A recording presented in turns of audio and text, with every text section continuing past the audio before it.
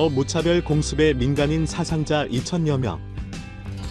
우크라이나 침공 초기 군사 목표물만 정밀 타격하고 민간인에겐 피해를 주지 않겠다. 던 러시아군의 태도가 달라졌다. 전면 개전 5일째인 지난 28일 현지 시각부터 러시아군이 군사 목표물뿐만 아니라 병원과 민간인 주거지까지 로켓포를 발사하고 열압력탄, 진공폭탄과 집속탄 등 대량 살상 무기까지 쓰고 있다는 증언이 나오고 있다. 우크라이나군과 국민의 강력한 저항으로 전황이 불리해지자 군인과 민간인을 가리지 않는 무차별적이고 과격한 공격으로 전세를 바꾸려 한다는 우려가 커지는 상황이다. 국제형사재판소 ICC는 이날 러시아군의 전쟁 범죄 혐의에 대한 조사에 착수하기로 했다. 러시아군은 개전 6일째인 1일에도 여전히 키예프와 하르키우, 리비우, 드니프로, 헤르손 등 우크라이나 주요 도시를 놓고 우크라이나군과 일진일퇴 공방전을 거듭하고 있다. 러시아군은 키예프에 대한 공세를 강화하기 위해 병력을 추가하고 보급에 집중하고 있다. 키예프로 향하는 러시아군의 대규모 행렬이 64km나 이어질 정도다. 남부에서는 조선소와 곡물 수출안이 있는 헤르손을 완전히 포위했다. 또 크림반도 주변 소도시를 하나씩 점령해가면서 북쪽 자포르지아 방면으로 진출을 시도 중이다. 러시아군은 이 주요 도시들에서 장갑차와 탱크를 앞세워 시내 진입을 계속 시도하고 있으나 상황이 여의치 않은 것으로 알려졌다. 내복한 우크라이나군이 서방제 미사일과 드론을 이용해 거센 방어에 나서기 때문이다. 일부 선봉 부대가 시내에 진입해 치열한 시가전을 벌이고 있으나 주력 부대는 시 경계에서 계속 저지되고 있다. 또 소총과 화염병으로 무장한 우크라이나 민병대의 게릴라 공격이 시작되면서 주로 20대 초반인 러시아군 병사들의 사기가 급격히 떨어지는 것으로 전해졌다. 여기에 연료와 탄약, 식량 보급 문제까지 불거지고 있다. 러시아군은 지지부진한 전황을 타개하고자 이 주요 도시들에 대한 무차별적 공격을 시작했다.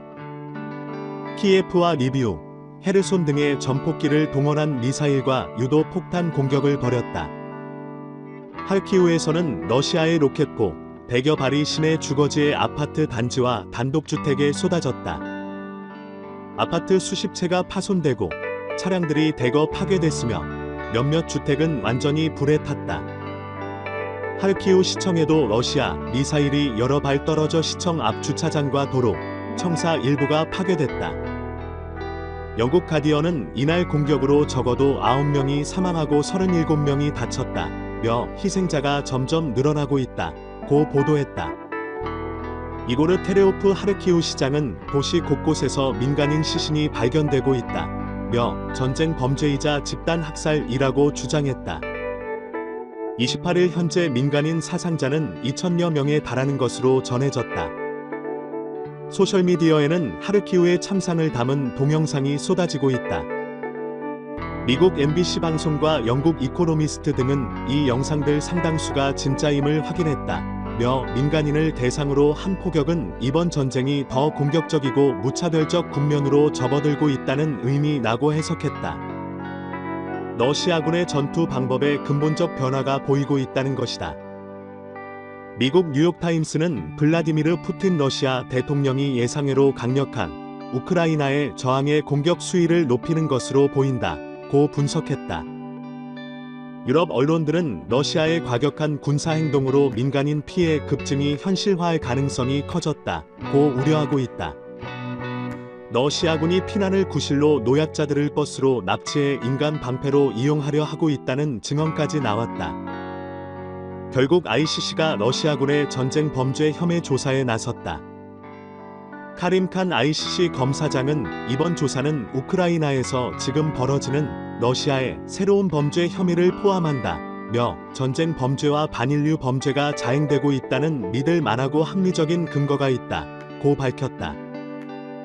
한편 벨라루스 접경 도시 고멜에서 지난 28일 열린 우크라이나와 러시아의 협상은 뚜렷한 합의점을 찾지 못한 채 5시간 만에 끝났다. 우크라이나 협상단을 이끈 미하일로 포돌야크 우크라이나 대통령실 고문은 정전과 적대 행위 종식을 목표로 협상했으며 귀국해 추가적 협의를 거친 뒤 다음 협상에 나설 예정이라고 말했다. 다음 회담은 2일 벨라루스의 국경 도시인 브레스트에서 열릴 전망이다.